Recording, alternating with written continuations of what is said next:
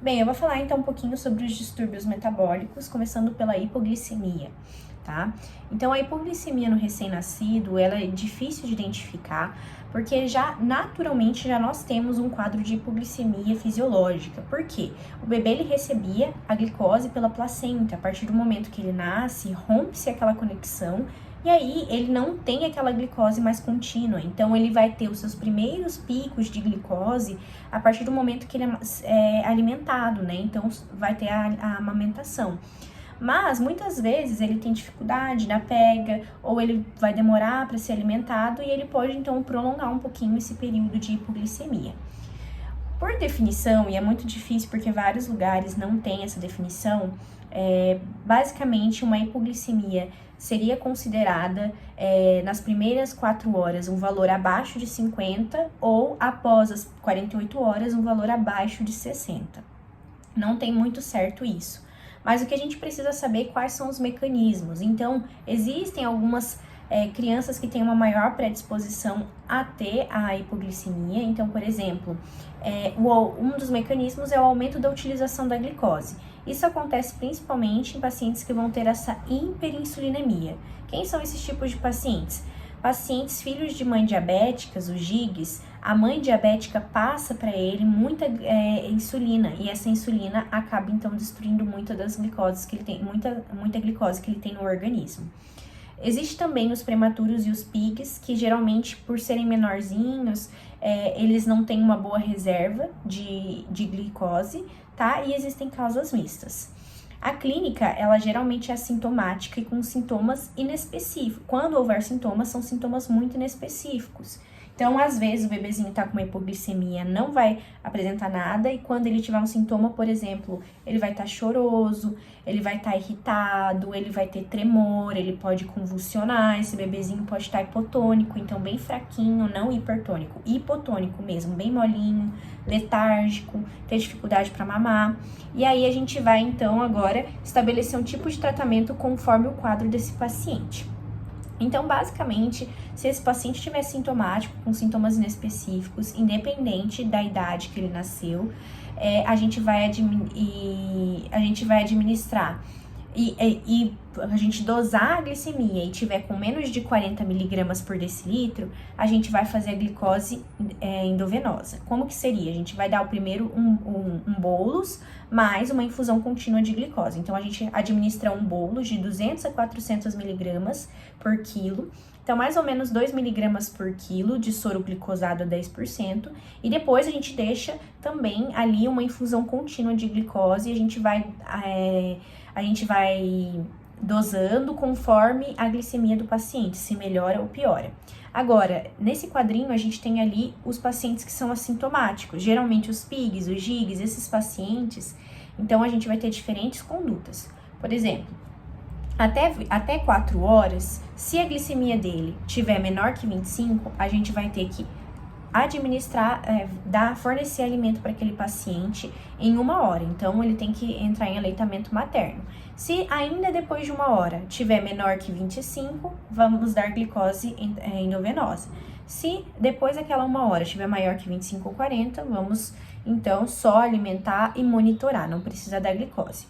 Agora, se de 4 horas a 24 horas de vida, esse bebezinho ele apresentar uma glicose menor que 35, aí a gente vai ter que dar o alimento, administra 1 hora. Se em menos de 35, se continuar menor que 35, a gente vai dar glicose EV, e se continuar entre 35 e 45, continuar a alimentação. Então, a gente vê que aqui, basicamente, o que muda é que na de 4 horas para de 4 a 24 horas é o valor da glicemia. Então, nas primeiras 4 horas, a gente tolera uma glicemia um pouco mais baixa, tá? Ou seja, a gente tolera uma glicemia até 25. A partir das 4 a 24 horas, a gente não tolera uma glicemia tão baixa. Então, tipo assim, 35 ou menos, menor que 35, aí a gente tá diante de um quadro de hipoglicemia. Por quê? Tolera por causa da hipoglicemia, mas na hipoglicemia fisiológica, né? E se esse paciente tiver um quadro de hipoglicemia entre 48 e 72 horas, que você dosou e tá maior que 45, Depois de 48 a 72 horas, você tem que dosar e deve estar maior que 45, tá? É o normal. Só salientar aqui que mães diabéticas, elas podem ter duas alterações metabólicas, tá? A mãe diabética, ela pode fazer com que o bebezinho tenha a hipoglicemia ou a hipocalcemia. A hipoglicemia geralmente é um quadro que ele se manifesta no primeiro dia, tá? Já a hipocalcemia é um quadro que aparece mais no segundo ou nos dias posteriores.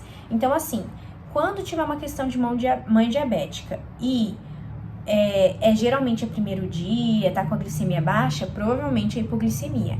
Agora, se for segundo dia e a glicemia tá normal, provavelmente é uma hipocalcemia. Agora, se for primeiro dia e a glicemia tá normal, ou seja, não tem alteração na glicemia, não tem por que a gente não desconfiar. Provavelmente, então, tá diante de uma hipocalcemia. Mas, o normal é a hipocalcemia, ela evoluir mais a partir do segundo dia, do segundo para o terceiro dia.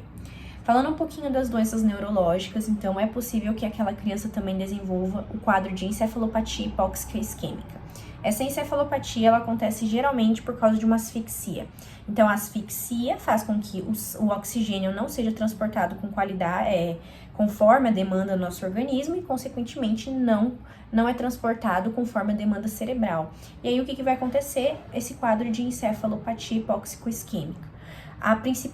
O principal quadro clínico é convulsão. Então, e convulsão logo quando nasce. Então, convulsões, crise convulsiva nas primeiras 24 horas de vida, uma das primeiras coisas que a gente tem que desconfiar, uma das primeiras doenças é a encefalopatia hipóxica isquêmica, tá?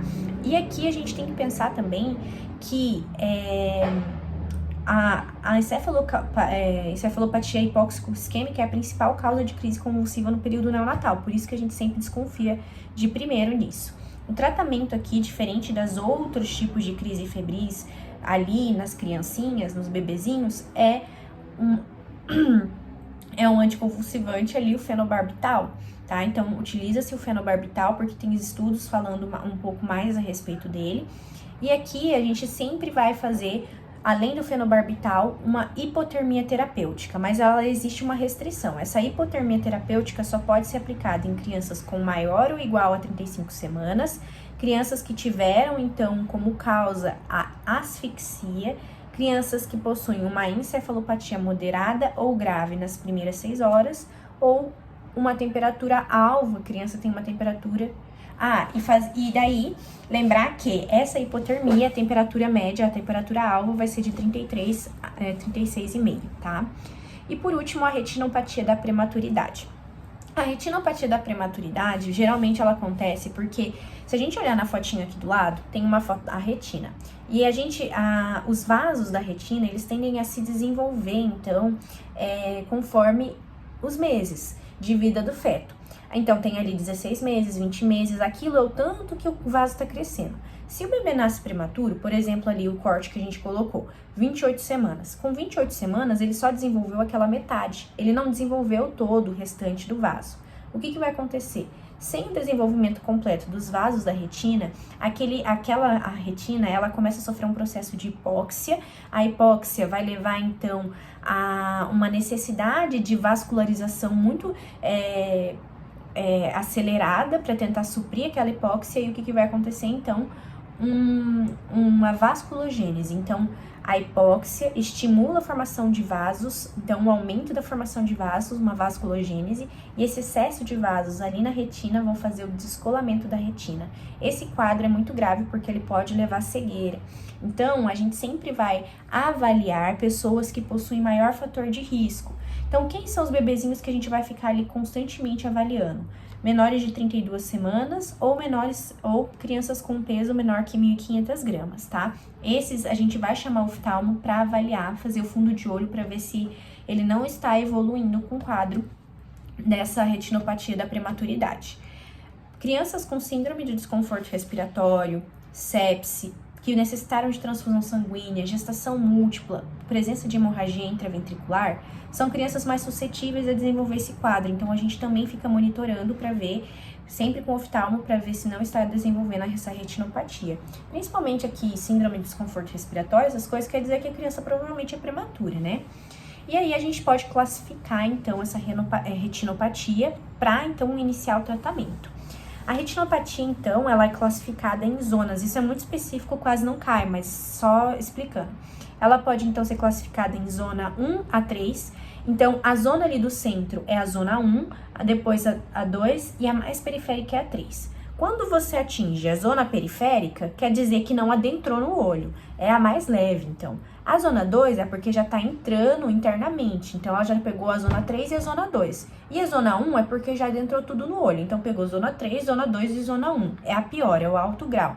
Então, quanto mais profundo ali, pior o grau e mais grave a situação. Os estágios, eles classificam de 1 a 5, e daí tem a classificação de estágio que é bem específica, então eu não vou explicar. E a extensão, ali a gente vê que ele mais ou menos faz com que ele monta em cima da córnea, do globo ocular, um relógio. Então, conforme a região vai pegando, ele vai falar assim, pegou a região de meio-dia às 3. Pegou a região de 3 às 6. Então, ele vê essa extensão. E também a doença plus seria a tortuosidade vascular. E o que nos diz que a doença é um estágio mais leve e o que nós fazemos? Então, estágios mais leves a gente só vai acompanhar, tá? Agora, estágios mais graves, a gente vai ter que fazer um tratamento em específico. O que seria um estágio grave? Atingir a zona 1, que daí quer dizer que já foi para zona ocular muito intensa, estágio mais ou menos de 3 a 5 já é considerado um pouquinho grave, e doença plus também ou seja, os vasos tortinhos, né, já é considerado um sinal de gravidade. Nessas situações, existe maior risco de cegueira, e aí a gente vai fazer, então, tratamento com a fotocoagulação a laser, tá? O tratamento principal é a fotocoagulação a laser. Alguns lugares estão utilizando anticorpos monoclonais, mas ainda o padrão, o mais comum, é essa fotocoagulação.